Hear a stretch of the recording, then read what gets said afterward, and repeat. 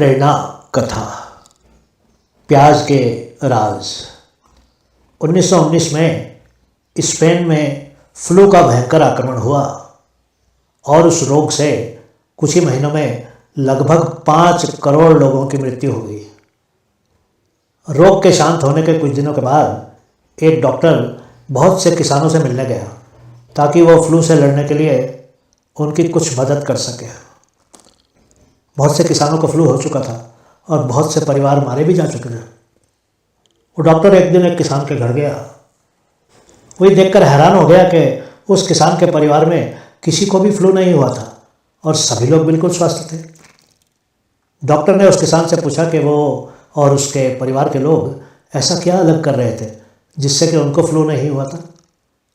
किसान की पत्नी ने कहा कि उसने एक बिना छिला हुआ प्याज एक एक प्लेट में रखकर घर के हर कमरे में रख दिया था। डॉक्टर को तो विश्वास ही नहीं हुआ, परंतु फिर भी उसकी जिज्ञासा बढ़ गई और उसने उन प्याजों में से एक प्याज परीक्षण के लिए मांगा। किसान की पत्नी ने उसको प्लेट में से एक प्याज दे दिया। उस डॉक्टर ने उस प्याज को माइक्रोस्कोप के नीचे रखकर देखा तो पाया कि प्याज में फ्लू के कीटाणु थे। ये स्पष्ट था कि प्याज ने उस घर में आए हुए फ्लू के बैक्टीरिया को अपनी तरफ आकर्षित करके सोख लिया था और परिवार को बचा लिया था। ऐसी एक कहानी एक दिन और भी सुनी गई। एक नाई की दुकान पर भी आने वाले बहुत से लोगों को फ्लू था और उसके कई कर्मचारियों को भी फ्लू हो गया था। अगले साल उस नाई ने बहुत से कटोरों में प्याज रखकर अपनी दुकान में अलग अलग जगहों में रख दिए थे। नाई की दुकान पर उसके कर्मचारियों में से उस बरस कोई भी फ्लू के कारण बीमार नहीं हुआ। मित्रों, प्याज का एक सबसे अधिक लाभकारी पक्ष ये है कि कमरे या घर में प्याज इधर उधर रख देने से फ्लू के कीटाणु नहीं फैलते हैं। ऐसे ही प्याज का एक और रहस्य है जो बहुत लाभकारी है। प्याज के दोनों सिरों को काट कर फेंक दीजिए और उस प्याज को एक कांच के गिलास में रखकर निमोनिया के रोगी के बिस्तर के पास रात को रख दीजिए। सुबह आप देखेंगे कि प्याज काला हो जाएगा और निमोनिया का रोगी ठीक होने लगेगा। बरसों पहले लोग गांव में काले हैजे से बचने के लिए प्याज और लहसुन कमरे में इधर उधर रख देते थे। प्याज और लहसुन दोनों ही एंटीबैक्टीरियल और एंटीसेप्टिक लक्षण होते हैं। प्याज के एक बहुत ही बुरा नकारात्मक पक्ष भी है। कभी भी काफ़ी समय पहले काट कर रखे गए प्याज को सलाद के साथ मत खाइए। इससे आपको पेट की समस्याएं हो सकती हैं।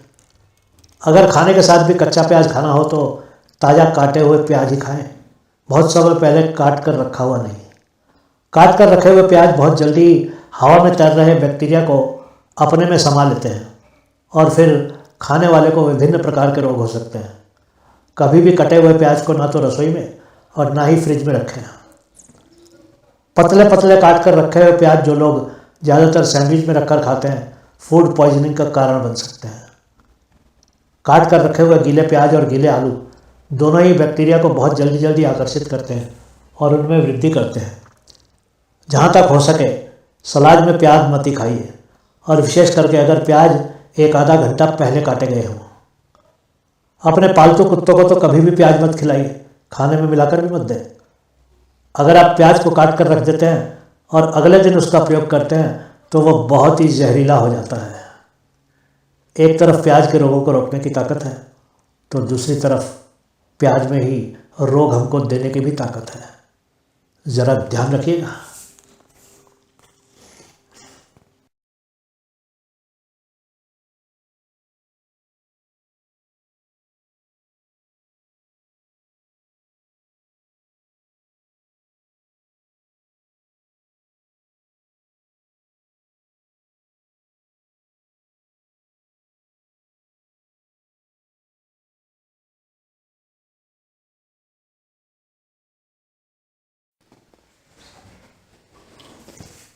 प्रेरणा कथा। कलम तो थी मेरे साथ। ऐसा लगता था जैसे हर दिन एक नई आशा हो, एक नया सपना हो, एक नया रोमांच हो। परंतु वास्तव में ऐसा था नहीं। मैं अपने जीवन से बिल्कुल खुश नहीं थी। सब लोग जी रहे थे, पर मैं सपने ही देखती रहती थी। सिर्फ एक ही इच्छा पूरी होने का सपना था मेरा। मैं सुबह सुबह सोकर उठ जाती थी। सबसे पहले पूरे घर की सफाई करती थी। उसके बाद माँ की गालियाँ सुनती थी। वो मुझे कुरूप, नकारा, बोझ, न जाने क्या क्या कहकर बुलाती थी। मेरा जीवन पूरी तरह से एक नरक ही था। सिर्फ स्कूल ही एक ऐसा स्थान था जहाँ मुझे खुशी मिलती थी, वो भी कुछ घंटों के लिए ही। स्कूल में भी मेरी परेशानियाँ कम नहीं थी। अन्य छात्र मुझे बुरे बुरे नाम से बुलाते थे और मुझे बहुत तंग करते थे। कभी कभी तो वो मुझे उनके जूते भी साफ करने को बाध्य कर देते थे। मैं हर रात रोती थी क्योंकि मैं जानती थी कि मुझे ऐसा जीवन नहीं मिलना चाहिए था। मैं इससे अच्छे जीवन के योग्य थी। मैं आईने के सामने खड़ी होकर अपने ही प्रतिबिंब से बहुत से प्रश्न पूछती थी, लेकिन मेरा प्रतिबिंब तो एक शब्द भी नहीं बोलता था। मेरे पास तो बस मेरा लक्ष्य ही था, शायद एक असंभव सा दिखने वाला लक्ष्य। एक दिन जब मैं माँ से बोली मैं पत्रकार बनूंगी, मुझे एक करारा झापड़ मिला था। वो चिल्लाकर बोली, तेरे जैसी लड़की के लिए तो घरों की सफाई करना ही सबसे अच्छा काम है, समझ गई? पत्रकार बनेगी। मैं अकेले में कभी भी खाली नहीं बैठती थी। मैं कुछ न कुछ लिखती ही रहती थी। मैंने कल्पना में एक मशहूर पत्रकार को अपना आदर्श भी बना रखा था। वो एक विश्व प्रसिद्ध पत्रकार थी और मैंने उनके लिखे हुए बहुत से लेख भी पढ़े थे। मैं अपने मन में उनको मैडम कहती थी। मैं भी मैडम की तरह ही एक बड़ी पत्रकार बनने के सपने देखती थी। इतवार का दिन मेरी ज़िंदगी के सबसे अच्छे दिनों में से एक होता था, क्योंकि माँ 2 घंटे के लिए घर से बाहर जाती थी और उस दौरान मैं मैडम को चिट्ठियाँ लिखा करती थी। मैं उन चिट्ठियों में मैडम को अपनी इच्छाएं, अपनी स्थिति और अपने लक्ष्य के बारे में बताती थी। दिन बीतते गए। एक दिन जब मैं सो रही थी, अचानक मैंने कुछ आवाज़ें सुनी। मैं दंग रह गई। आवाज़ें बहुत पास से आ रही थी। मैं उठकर अपनी आंखें खोलने का प्रयास करने लगी। मैंने कमरे में देखा, मेरी माँ और मेरा भाई भी वहीं थे। मेरी माँ के हाथ में एक बेल्ट थी और मेरा भाई मेरी माँ के साथ खड़ा था। मैं डर कर पीछे हट गई। मैं जानती थी कि आगे क्या होने वाला था। मैं रोने लगी। मेरी क्या गलती है? मैंने क्या किया है? माँ ने कोई जवाब नहीं दिया। मैं अपने घुटनों के बल बैठ गई और आंखों में आंसू लिए माँ को देखने लगी। मेरा भाई पीछे जाकर डेस्क के सामने की कुर्सी पर बैठ गया। वो कंप्यूटर चलाने लगा। मेरी माँ ने मुझे बहुत ही बेदर्दी से पीटना शुरू कर दिया। माँ ने मेरी डायरी मेरे हाथ से छीन ली और रसोई में ले जाकर जला दी। माँ ने कहा, बैठी बैठी बस इस डायरी में लिखती रहती है, काम की ना काज की। मैं हाथ जोड़कर विनती करती रही, पर माँ ने मेरी डायरी जला दी। अगले दिन मुझे स्कूल से भी निकाल दिया गया। घर वापस आते हुए मैं पेड़ों को देखने लगी। हर तरफ हरियाली ही हरियाली थी, पर मेरे जीवन में तो पतझड़ आ गया था। सिर्फ एक पेड़ ऐसा था जिस पर एक भी पत्ती नहीं थी। वो पेड़ अकेला था, सूख गया था और अपने गिरने की प्रतीक्षा कर रहा था। मैं देर तक उस पेड़ को देखते रहना चाहती थी, पर मुझे घर भी जाना था। चलते चलते मैं सड़क के बीचों बीच रुक गई। वहाँ से एक रास्ता मुझे घर ले जा सकता था और दूसरा रास्ता ना जाने कहाँ ले जाता। मैं बहुत देर तक सोचती रही। मैं नए रास्ते पर चल पड़ी। सभी चीज़ें नई थी, घर नए थे, लोग भी अजनबी थे। कोई भी मुझे नहीं जानता था उस रास्ते पर। कुछ ही घंटों में दिन ढल गया। मैं सड़क के किनारे ही फुटपाथ पर सो गई। अगली सुबह जब मेरी आँख खुली, मुझे नहीं मालूम था कि मुझे क्या करना था। मैंने भगवान से प्रार्थना की और मदद की गुहार लगाई। 1 घंटे के बाद मैंने मैडम मेरी आदर्श के घर का पता लगाने का निर्णय लिया। मैं उस दिन 12 मील तक चली। जब थक जाती थी बैठ जाती थी और जब आराम मिल जाता था फिर से चल पड़ती थी। मैं कई दिनों तक भूखी प्यासी उस नए शहर में भटकती रही। मेरे पास जो थोड़े से पैसे थे वो खाने की चीज़ों में ही समाप्त हो गए थे। एक दिन मुझे मैडम का घर मिल ही गया। मैं उनके घर के बाहर खड़ी थी। मुझे अपनी आंखों पर विश्वास ही नहीं हुआ। क्या ये मेरा सपना तो नहीं था? मैं अंदर जाकर मैडम को मिलना चाहती थी, परंतु चौकीदार ने मुझे अंदर नहीं जाने दिया। मैंने हाथ जोड़कर विनती की और कहा, तुमने मुझे पहचाना नहीं? मैंने तुम्हारी भी कुछ चिट्ठियाँ लिखी थी पिछले महीने। उसने गुस्से से कहा, जाओ यहाँ से, भिखारिन कहेगी। तेरे जैसी भिखारिन मेरे लिए चिट्ठियाँ लिखेगी? मैंने फिर भी हार नहीं मानी। मैडम ही मेरी आखिरी आशा थी। मुझे किसी भी तरह से उनको मिलना ही था। मैं गेट के पास खड़ी होकर प्रतीक्षा करने लगी। अचानक मुझे दौड़ते कदमों की आवाज़ आई। एक आवाज़ मेरा नाम पुकार रही थी। वो मैडम ही थी। उन्होंने मुझे गले से लगा लिया और घर के अंदर ले गई। मैं तो मैडम के साथ अपने आप को उनके घर के अंदर पाकर दंग थी। सब सपने के जैसा ही था। मैं तो बस उनको ही देखे चली जा रही थी। आखिर मैडम हंसने लगी और उन्होंने कहा, तुम कहाँ थी? मैं तो तुम्हारी चिट्ठियों की प्रतीक्षा कर रही थी। मैंने उनको अपने बारे में सब कुछ बता दिया।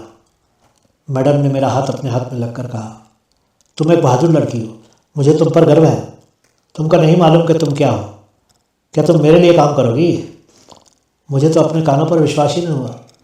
मेरे जीवन के वो सबसे मीठे शब्द थे। मुझे मैडम ने अपने पास ही रख लिया और मैं भी पत्रकार कहलाई जाने लगी। उनसे मिलने आने वाले लोग भी मुझे सम्मान देने लगे। उस दिन से मैंने रोना छोड़ दिया। एक दिन मैं पैदल चलते चलते उस स्थान पर गई जहाँ पर मैंने वो सूखा हुआ बिना पत्तियों का पेड़ देखा था। मैं हैरान हो गई क्योंकि वो पेड़ हरा भरा हो चुका था। मैडम के सहयोग से मैं कॉलेज भी जाने लगी। मेरे छोटे छोटे लेख और मेरी कहानियाँ भी मैडम की सहायता से पत्रिकाओं में छपने लगी। मुझे पैसे भी मिलने लगे। मैडम ने मुझे पत्रकारिता कॉलेज में दाखिला दिलवा दिया। मैंने 3 साल तक वहाँ भी पढ़ाई की। मेरी माँ ने मुझे खोजने की कभी कोशिश भी नहीं की थी क्योंकि मैं तो उनके लिए एक बोझ थी। एक दिन 4 वर्षों के बाद मैं और मैडम शॉपिंग के लिए बाजार जा रही थी। एक स्थान पर मुझे मेरी माँ दिखाई दी। वो शायद आखिरी घर का काम करके आ रही थी। माँ बहुत से घरों में काम करती थी। हमारी कार जैसे ही बाजार में रुकी, मैं और मैडम बाहर निकली। मेरी माँ कार के सामने ही खड़ी थी। मेरी और मेरी माँ की नज़रें भी मिली, पर मैं मुंह फेर कर मैडम के साथ बाजार में दाखिल हो गई।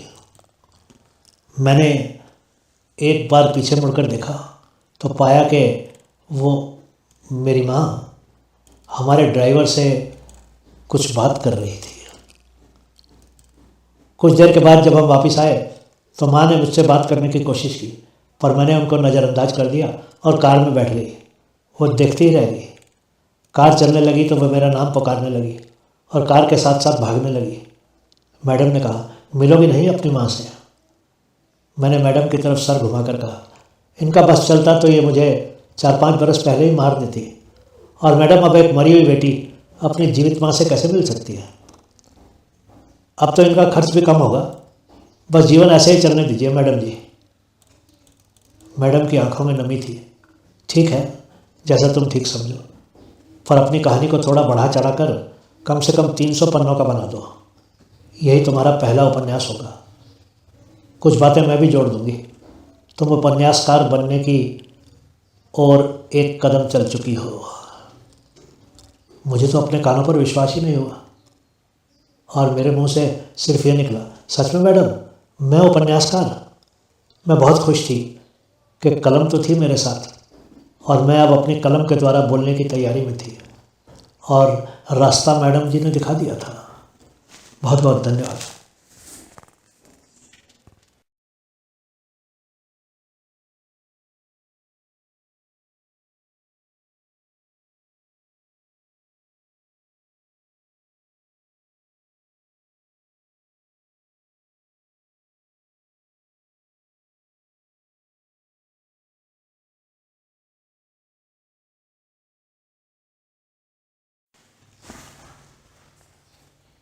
प्रेरणा कथा। बारिश सुख दे गई। कमलकांत ने खुद को आईने में देखकर संतोष की सांस ली। सुबह ही बाल कटवाए थे, चेहरा चमक रहा था और नई धारियों वाली कमीज भी बहुत अच्छी लग रही थी। उसने अपनी टाई को गले में थोड़ा कस दिया। हालांकि टाई तो पहले से ही बहुत कसी हुई थी। उसने अपने चेहरे पर काफ़ी सारी क्रीम लगा ली। हालांकि चेहरा तो बिना क्रीम के ही चमक रहा था। उसने एक बार फिर से खुद को आईने में देखा और मुस्कुराया। वो पूरी तरह से संतुष्ट था। आज उसका अंतिम साक्षात्कार अर्थात इंटरव्यू था। उसने पहले के 2 साक्षात्कार सफलतापूर्वक पार कर लिए थे। इस तीसरे साक्षात्कार के लिए कंपनी के मालिक खुद ही दिल्ली से आ रहे थे। वही अंतिम चुने हुए लोगों के साक्षात्कार लेने वाले थे। कमलकांत के सामने अब एक ही समस्या थी और वो थी बरसात।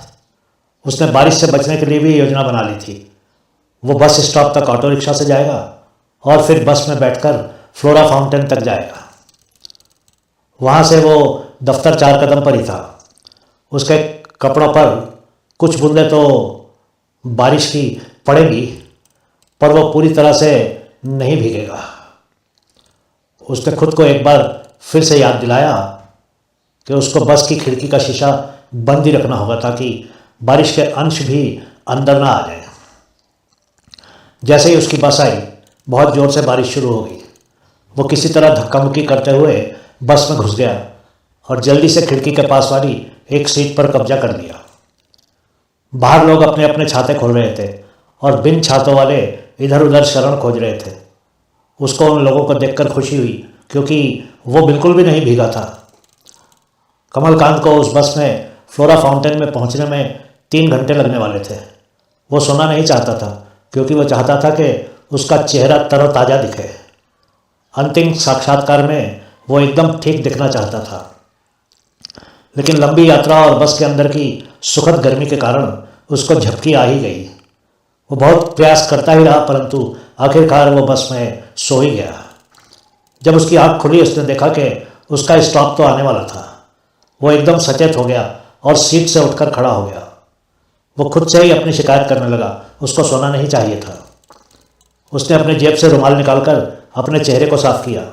उसको मालूम था कि सोने के कारण उसकी आंखें लाल दिखने लगी थी। वो बाहर उतर गया और चलने लगा।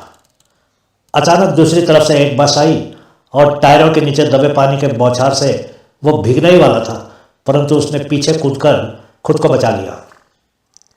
परंतु उसकी पतलून के नीचे के भाग में कुछ भूरे छींटे दिखने लगे थे। जैसे ही उसने कूदने का प्रयास किया था, उसके हाथ से उसकी फाइल छूट गई थी और पेपर उधर उधर बिखर गए थे। कागज अब भीग गए थे। उसने जल्दी जल्दी भीगे हुए कागजों को उठाया और दफ्तर की तरफ जल्दी जल्दी चलने लगा। उसने अपनी घड़ी देखी। वो ठीक समय पर वहाँ पहुँच गया था। बिल्डिंग के अंदर आकर उसने अपने कपड़ों, जूतों और कागजों को हुई क्षति को देखा। उसकी सफ़ेद पतलून अब घुटनों से नीचे भूरी हो गई थी। उसके जूते पूरी तरह भीगे हुए थे और उसके हाथ में फाइल के कागज पानी में नहाए हुए थे। हालांकि छपे हुए कागज थे, इसीलिए स्याही नहीं फैली थी। बारिश रुक गई थी। अभी कुछ समय बाकी था। बाहर सूरज फिर से दिखने लगा था। अजीब मौसम था मुंबई का। वो बाहर सूरज के प्रकाश में आकर खुद को सुखाने लगा। अचानक ऊपर से उड़कर जाते हुए एक कौवे ने ठीक उसके सर के ऊपर अपनी सफ़ेद और हरी निशानी छोड़ दी। बेचारा कमलकांत रुमाल लेकर अपने सर को साफ करने लगा। उसको कौवे पर बहुत ही गुस्सा आया। कमलकांत को अपने दुर्भाग्य पर यकीन ही नहीं हो रहा था। सुबह आईने में देखते हुए वो कितना खुश और आश्वस्त था, पर अब वो एक उजड़ा हुआ बगीचा जैसा ही था। वो कौवे के द्वारा गिराई गई निशानी को रगड़ रगड़ कर अपने सर और माथे से साफ करने लगा। उसके रुमाल का तो सत्यानाश हो ही चुका था। जब 5 मिनट बाकी रह गए, उसने अंदर जाने का निर्णय लिया। और वो कर भी क्या सकता था। वो एकदम चकाचौंध लॉबी में आया और उसने खुद को एक आईने में देखा। उसको लगा जैसे उस चमकते हुए दफ्तर की लॉबी में कोई शरणार्थी घुस आया हो। उसने देखा कि लॉबी में बैठे हुए लोग उसको अजीब अजीब नज़रों से देख रहे थे। उसने जल्दी से रिसेप्शनिस्ट से कहा, मैडम, आज मेरा मिस्टर कुलकर्णी के साथ साक्षात्कार है। वो मेरा इंटरव्यू लेने दिल्ली से आने वाले हैं। वो मुस्कुरा कर बोली, माफ़ कीजिएगा, आज वो संभव नहीं होगा। मिस्टर कुलकर्णी बारिश के कारण दिल्ली में ही रुक गए हैं। उनकी फ़्लाइट लेट हो गई थी, इसीलिए वो आज नहीं आ रहे हैं। उन्होंने संदेश भेजा है कि अब आपका इंटरव्यू इस महीने की 14 तारीख को होगा, अगले हफ्ते।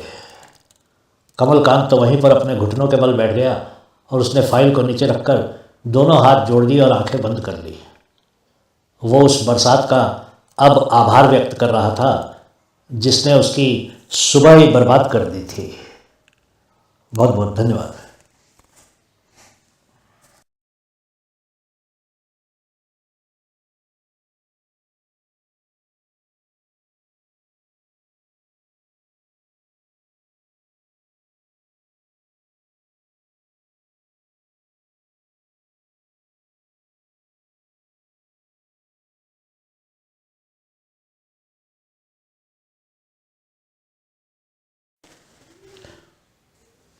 प्रेरणा कथा।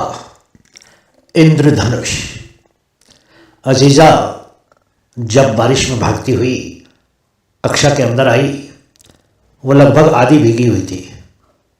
सलीम शेख ने आगे बढ़कर कहा, गुड मॉर्निंग मैडम। अजीजा ने भी जवाब दिया, गुड मॉर्निंग सलीम काका। 50 वर्ष के सलीम काका उस स्कूल के सबसे अधिक उम्र के कर्मचारी थे, लेकिन उनके जोश में जरा भी कमी नहीं आई थी। काका की जिज्ञासा अभी भी एक शिशु की तरह ही थी और उनकी शारीरिक ऊर्जा भी किसी नौजवान की सी थी। उनके बाल काफ़ी हद तक सफ़ेद हो चुके थे और चेहरे पर थोड़ी सफ़ेद थोड़ी काली दाढ़ी थी। सफ़ेद कमीज में काका को भी शायद कोई व्यायाम का शिक्षक ही मानता। चपरासी का काम करते हुए सलीम काका को आनंद आता था और वो कभी भी कोई शिकायत नहीं करते थे। उस प्राइमरी स्कूल में उन्होंने 2 दशक से ज़्यादा बिता दिए थे। अजीज़ा ने सलीम काका से कहा, लगता नहीं कि अब और बरसात होगी। सलीम ने हंसकर कहा, पहले रुके तो सही। सलीम काका और अजीज़ा हमेशा विरोधाभासी बातें करते थे। अजीज़ा को इसमें मज़ा आता था। सलीम हमेशा किसी पद्यकार की तरह बातें करता था। उनकी बातों में काव्य का अंश स्पष्ट झलकता था। वो जब भी बोलते थे उनके शब्दों में छिपे हुए अर्थ होते थे। सलीम काका के शब्दों को समझने के लिए आपको ध्यान से उनको सुनना होता था और ये पता लगाना होता था कि वो वास्तव में क्या कहना चाह रहे थे। सलीम काका ने कहा, बरसात हर चीज को धो देती है, लेकिन लोगों के दिमाग की गंदगी को नहीं धो सकती। लोगों ने नैतिकता और स्तर के सभी दायरे तोड़ दिए हैं और दुनिया को गंदा कर दिया है। सलीम एकदम गंभीर हो गया। अजीज़ा सलीम काका का बहुत सम्मान करती थी। उनको समझना बहुत ही मुश्किल काम था। काका की बातों के हमेशा एक से अधिक अर्थ होते थे। जो कुछ भी सलीम काका कहते थे वो सत्य होता था। अजीज़ा प्रायः सलीम काका की बुद्धि की प्रशंसा करती थी। सलीम काका के बारे में सोचते हुए अजीज़ा कक्षा में प्रवेश कर गई। कक्षा में कोई भी नहीं था। बच्चों के आने में अभी 10 मिनट बाकी थे। अजीज़ा कक्षा के अंदर की शांति का आनंद लेने लगी। उसने अपना बैग डेस्क पर रख दिया और खिड़की की तरफ चल दी। उसने देखा कि कुछ बच्चे आ रहे थे। वो बाहर मैदान में जमे हुए पानी में लाते मार रहे थे और छपाक छपाक कर रहे थे। अजीज़ा उनको देखकर मुस्कुराने लगी। वो उनको कक्षा में बुलाना चाहती थी, परंतु फिर वह चुपचाप खड़ी उनको देखती ही रह गई। उसको मालूम था कि अगर उन बच्चों को सुबह सुबह ही डांट दिया तो दिन भर उसको बच्चों के सूजे हुए चेहरे ही देखने पड़ेंगे। उसने उनको बाहर पानी में ही खेलने दिया। अजीज़ा के चेहरे और बाहों पर अभी भी पानी की कुछ बूंदें बाकी थी। वो कुछ सोचने लगी। यादें उमड़ उमड़ कर उसके दिमाग में आने लगी। वो सोचने लगी कि प्रकृति के पास एक विशेष शक्ति है। ये शक्ति किसी भी व्यक्ति के दिमाग में प्रवेश कर सकती है। अजीज़ा अपने बीते हुए वर्षों में खो गई। वो एक अनाथ थी। उसका बाल्यकाल खुशियों से भरा हुआ नहीं था। वो अपने रिश्तेदारों के घर में बड़ी हुई थी। उसके साथ बड़ी होने तक एक नौकरानी की तरह ही बर्ताव किया जाता था। हर दिन उसके लिए एक जैसा ही होता था। उसको सुबह सबसे पहले उठकर बर्तन धोने होते थे, कपड़े धोने होते थे, सब्जियां काटनी होती थी और फिर सबके लिए रोटियां पकाने के लिए आटा गूंथना पड़ता था। वो दिन भर गधे की तरह काम करती थी, परंतु उसकी चाची कभी भी संतुष्ट नहीं होती थी। वो उसको कोई ना कोई काम देकर ही उलझाए रखती थी। कभी खिड़कियां साफ करने को कहती तो कभी कमरों का फर्नीचर साफ करने को, अगर कुछ काम नहीं होता था तो एक बार फिर से सभी कमरों में पोछा लगाने को कह देती थी। इतनी कठिनाइयों को भोगते हुए भी अजीज़ा ने कभी भी घर छोड़कर भागने के बारे में नहीं सोचा था।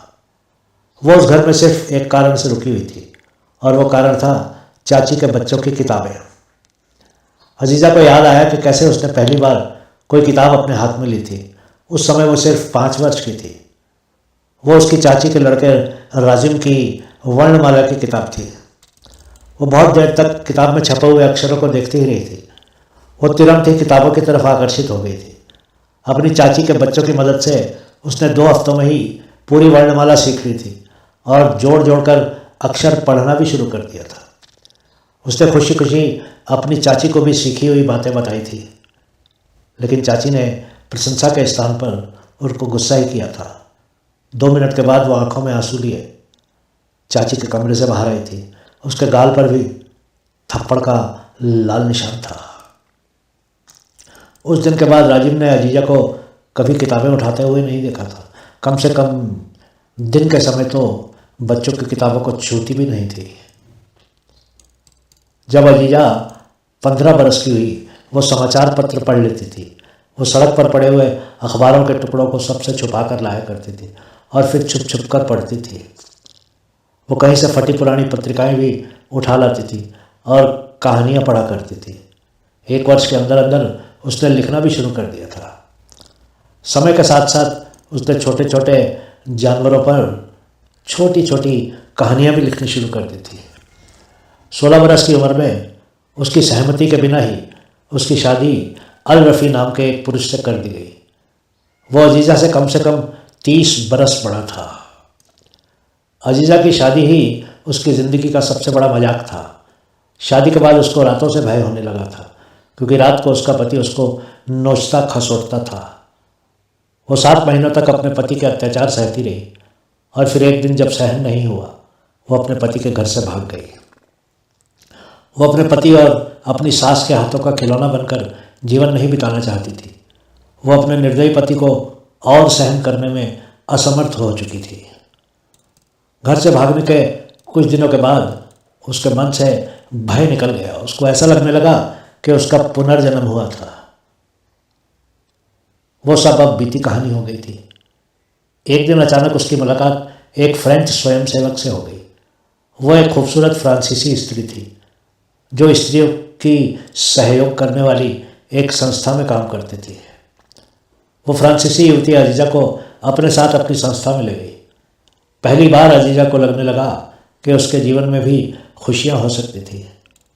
उसने वह बहुत सी लड़कियों और औरतों की दर्द भरी कहानियाँ सुनी, लेकिन वह खुद हर दिन और भी शक्तिशाली होती चली गई। उसने भगवान को धन्यवाद कहा कि उसको उस संस्था में भेज दिया था। उस संस्था में वह अपने निर्णय खुद लेने लगी थी। वहीं पर एक दिन उसकी सलीम काका से मुलाकात हुई थी। सलीम काका के स्कूल के एक टीचर रिटायर हो गए थे। स्कूल को अपने लिए एक शिक्षक की ज़रूरत थी। सलीम उस सहयोग संस्था में टीचर खोजने आए थे। सलीम ने अपने अफसरों से कहा था, साहब, शिक्षा का उद्देश्य सिर्फ बच्चों को खाना खिला देना ही नहीं है। ऐसी संस्थाओं में उनको खाना बनाना भी तो सीखना होगा, उनको पढ़ना भी होगा। हमारी संस्था में सभी बच्चे बस खाते हैं और आराम करते हैं। बेचारा ज़्यादातर बच्चे तो सिर्फ खाने के लोभ में ही हमारे स्कूल में आते हैं। सलीम काका ही अजीज़ा को टीचर बनाकर अपने स्कूल में लाए थे। ये 4 बरस पहले की बात थी। अजीज़ा सलीम काका की हमेशा ही आभारी रही है। उसने लोगों को मदद करनी शुरू कर दी। प्राइमरी के बच्चे को पढ़ाते हुए अब अजीज़ा को 4 बरस हो गए थे। वो अपने जीवन से खुश थी। काम था, सम्मान था, पैसे भी थे। अचानक अजीज़ा की यादों की श्रृंखला टूट गई। उसने अपने चेहरे और बाहों से बरसात की बूंदों को पोंछ दिया। उसने फिर से खिड़की से बाहर देखा। बरसात रुक गई थी। अचानक उसने देखा कि सूरज की किरणें आकाश में कई रंग बिखेरने लगी थी। बच्चे भी सभी सूरज की किरणों के द्वारा बनाए जा रहे रंगों को देख रहे थे। वो खुशी से चिल्ला रहे थे।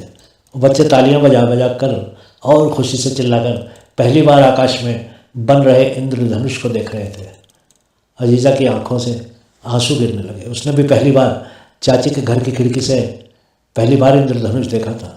वो उसके लिए एक चमत्कार ही था। वो बहुत देर तक उस इंद्रधनुष को देखती रही थी, परंतु उस दौरान उसने कमरों की सफाई का काम छोड़ दिया था। उस दिन उसकी चाची ने उसको आधे घंटे तक पीटा था। वो रात भर दर्द के मारे सो नहीं सकी थी। आज बच्चों को इंद्रधनुष को देखकर किलकारियां भरते हुए वो इतनी खुश हुई थी कि जार जार रोने ही लगी।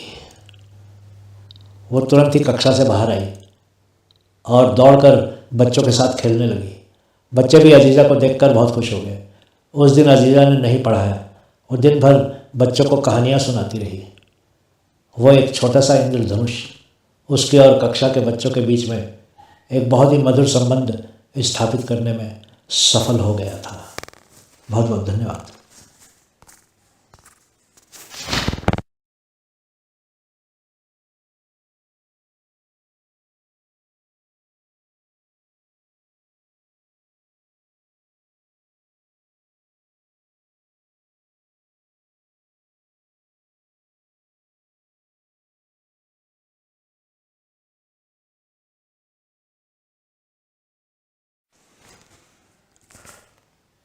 प्रेरणा कथा, प्यार पहली बार। खूबसूरत तो वो बहुत थी ही, पर उसकी नीली आंखें किसी को भी मदहोश कर सकती थी। एक असाधारण बात थी उसमें, अपनी खूबसूरती से अनभिज्ञ वो हमेशा ही किताबों में डूबी रहती थी। कह सकते हैं कि वो अंतर्मुखी थी और लोगों से बहुत कम बात करती थी। कम बोलने वाली लड़की होते हुए भी दुनिया और जीवन के प्रति उसका नज़रिया बहुत ही सुलझा हुआ था। कॉलेज की अपनी पढ़ाई को वो कुछ ज़्यादा ही गंभीरता से लेती थी। उसकी माँ बहुत लंबे समय से बीमार चल रही थी। फिर एक दिन उसकी माँ इस दुनिया से चल बसी। माँ की मृत्यु के बाद घर की जिम्मेदारी भी अब उसके कंधों पर आ गई, परंतु उसने इसको भी बहुत ही सहज ढंग से ले लिया। माँ की मृत्यु ने उसको पहले से भी अधिक शांत कर दिया था। वो अपने दुख और मन की सभी बातें अपने अंदर ही रखती थी। घर में उसके पिताजी और उसके छोटे भाई के अलावा और कोई भी नहीं था। पापा अपने दोनों बच्चों से बहुत प्रेम करते थे और उन दोनों की हर सुख सुविधा का पूरा ख्याल रखते थे, परंतु वो चिंतित रहती थी। उसके पापा ने उसको एक दिन कहा भी था, माधुरी तुम आजकल कुछ ज़्यादा ही चिंतित दिखती हो, पर उसने कोई जवाब नहीं दिया था। माधुरी बड़ी बेटी थी और कॉलेज के अंतिम वर्ष में थी। वो चाहती थी कि जितनी जल्दी हो सके वो अपने पैरों पर खड़ी हो जाए। वो पिताजी की कुछ आर्थिक मदद करना चाहती थी। अगले वर्ष जब उसकी स्नातक की डिग्री प्राप्त हो गई, कुछ दोस्तों के कहने पर उसने एक कंप्यूटर कोर्स करना शुरू कर दिया। उन दिनों कंप्यूटर कोर्स नए नए थे और बहुत कम छात्र ही कंप्यूटर सीखते थे। माधुरी को भी थोड़ा भय था उस कोर्स को करते हुए। वो शंकित रहती थी कि क्या वो कंप्यूटर सीख पाएगी या नहीं। उस दिन कंप्यूटर कक्षा का पहला दिन था। छात्र कक्षा में बैठे शिक्षक का इंतजार कर रहे थे। वो सोच रहे थे कि कोई मध्यम उम्र के अनुभवी शिक्षक या शिक्षिका होंगे, परंतु वो सब हैरान हो गए जब एक आकर्षक नौजवान ने कक्षा में प्रवेश किया। वो छात्रों के कंप्यूटर टीचर थे। शिक्षक ने सबसे पहले अपना परिचय दिया। उनका नाम अनुभव था। उसके बाद उन्होंने सभी छात्रों का एक एक करके परिचय दिया। छात्रों के मन में कंप्यूटर कोर्स के प्रति जो भय था वो तुरंत ही निकल गया। अनुभव ने छात्रों को कंप्यूटर के बारे में बहुत ही सरल भाषा में समझाया। माधुरी को उनका पढ़ाने का तरीका बहुत ही अच्छा लगा। उसकी कंप्यूटर में रुचि बढ़ने लगी। 1 महीने तक माधुरी ने अन्य छात्रों की तरह से ही खूब मन लगाकर पढ़ाई की। जैसे जैसे वो सीखती जाती थी वैसे वैसे उसकी कंप्यूटर और कंप्यूटर प्रोग्रामों में रुचि और भी बढ़ने लगी। एक दिन अनुभव सर कक्षा में छात्रों को नोट्स लिखवा रहे थे। माधुरी भी लिखने में व्यस्त थी। अचानक उसने सर उठाकर अनुभव की तरफ देखा। वो एकदम शर्मा गई क्योंकि अनुभव सर उसकी तरफ ही देख रहे थे। जैसे ही उनकी नज़रें माधुरी की नज़रों से मिली, उन्होंने अपनी नज़रें हटा ली। ऐसा लगता था उनको कि जैसे उनकी चोरी पकड़ी गई थी। दूसरी तरफ माधुरी को भी एक अजीब परंतु गुदगुदा देने वाली अनुभूति हुई। उसने खुद को नियंत्रित करने का प्रयास किया। वो मन ही मन अपने आप को ये विश्वास दिलाने में लग गई कि ये उसका भ्रम था। अगले दिन से माधुरी कक्षा में कुछ ज़्यादा ही सचेत रहने लगी। वो हमेशा ही अनुभव सर की नज़रें अपने इर्द गिर्द महसूस करने लगी। वर्षों से शांत रहे उसके मन में अब उथल पुथल होने लगी थी। वो अंतर्मुखी ही रहना चाहती थी, परंतु उसका मन चंचल रहने लगा था। वो अनुभव सर की तरफ आकर्षित होने लगी थी। उस दिन कक्षा में माधुरी ने ध्यान से अनुभव सर को देखा। उनकी आंखों में माधुरी ने एक विशेष प्रकार की कशिश पाई। उस दिन के बाद तो उसकी रातों की नींद ही गायब हो गई। हर समय अनुभव सर का चेहरा ही उसकी आंखों के सामने मुस्कुराता रहता था। माधुरी हमेशा से ही दोस्तों से दूर रही थी और शायद इसीलिए उसको प्रेम के बारे में कुछ जानकारी भी नहीं थी, परंतु उसका मन उसको कहने लगा था कि उसको प्रेम हो गया था। उसको तो वास्तव में पहली नज़र में ही अनुभव सर से प्रेम हो गया था। जब भी कक्षा में सर उसको अपने पास बुलाते थे और कुछ कंप्यूटर पर दिखाना चाहते थे, उसके दिल की धड़कनें तेज हो जाती थी। कुछ दिनों के बाद माधुरी को भी ये लगने लगा कि अनुभव सर उससे कुछ कहना चाहते थे, परंतु कह नहीं सके थे। 11 महीने बीत गए और कोर्स भी पूरा होने वाला था। उस दिन उस कोर्स का अंतिम दिन था। सभी छात्र खुश थे क्योंकि उन्होंने कंप्यूटर के बारे में बहुत कुछ सीख लिया था।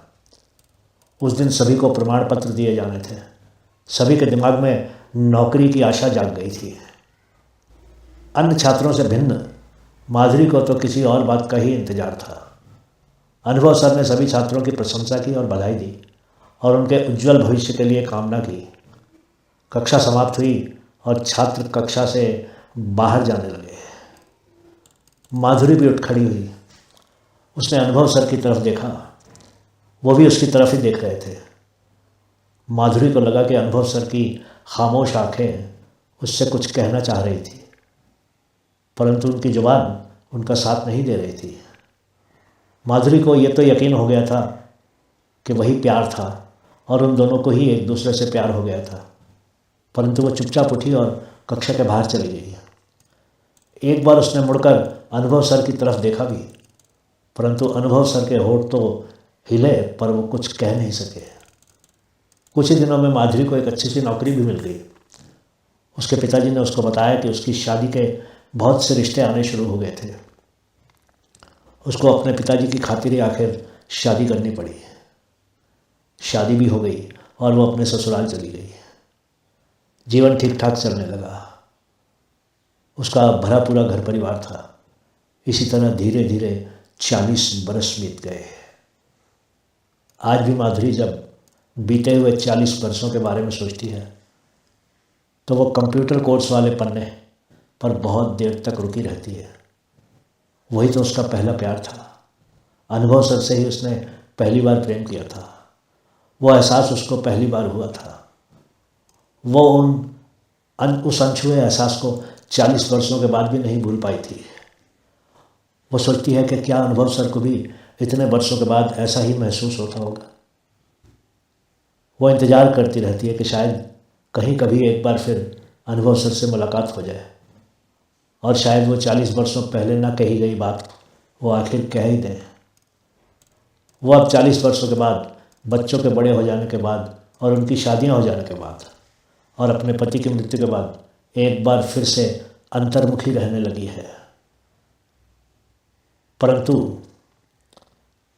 वो जो प्यार पहली बार हुआ था, उसका एहसास अब फिर से नए जोश के साथ दिन में कई कई बार उसको होने लगा है। बालों में कहीं कहीं सफ़ेदी भी आ गई है, परंतु मन में वही जवान भावना और उमंग है जो उसने कक्षा के अंतिम दिन अनुभव सर से दूर होते हुए या उस कक्षा में पढ़ने के दौरान महसूस की थी। बहुत बहुत धन्यवाद।